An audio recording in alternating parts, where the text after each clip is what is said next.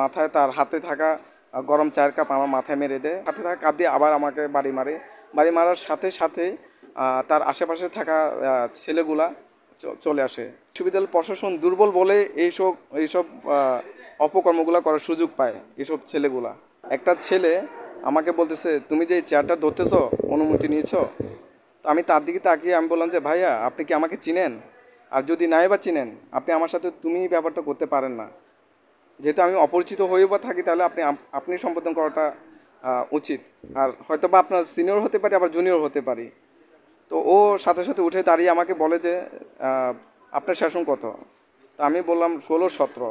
তো 16-17 বলার সাথে সাথে সে আমার মাথায় তার হাতে থাকা গরম চায়ের কাপ আমার মাথায় মেরে দেয়। মেরে দেওয়ার সাথে সাথে আমি সাংবাদিক পরিচয় দিই।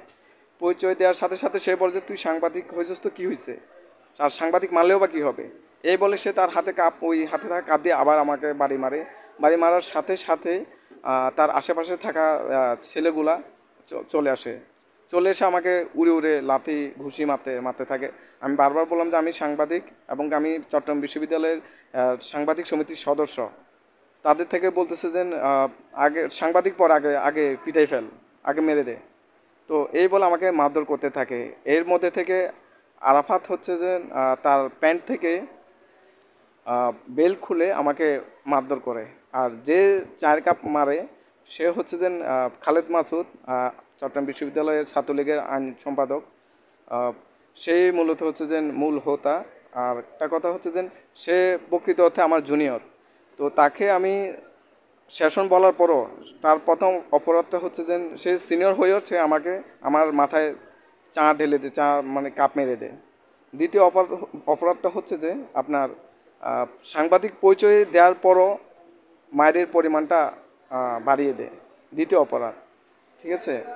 তো এই হচ্ছে বিশ্ববিদ্যালয়ের পরিস্থিতি। তো আমি মনে করি যে এটা একমাত্র বিশ্ববিদ্যালয় প্রশাসন দুর্বল বলে এইসব এইসব অপকর্মগুলো করার সুযোগ পায় এইসব ছেলেগুলা। আর একটা কথা হচ্ছে যে আমি এটার জন্য সুষ্ঠু বিচার বলতে এটাই চাই যে যেন আগামীতে যেন আমার মতো এরকম কেউ যেন অন্যায় হামলার যেন শিকার না হয়। আমি এটার প্রশাসনের নিকট সুষ্ঠু বিচার দাবি করতেছি। আর আমার বর্তমান অবস্থা এখনও শারীরিকভাবে যে আমি যেটা বলতে পারবো সেটা হচ্ছে আমার ব্যথাটা কিছুদিন কিছুদিন বলতে কি মানে কিছু ওষুধ চলাকালীন সময় একটু ভালো ছিল, এখন ওষুধ বন্ধ। তো এখন আবার ব্যথাগুলো দেখা দিচ্ছে। এখন ডাক্তার ফাইল নিয়ে গেছে, ডাক্তার বাকিটা বলতে পারবো আমার কন্ডিশনটা কেমন।